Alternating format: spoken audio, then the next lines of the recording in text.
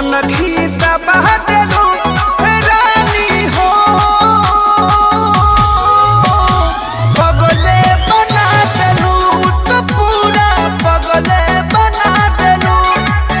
हाँ पगले बना देलू तो पूरा पगले बना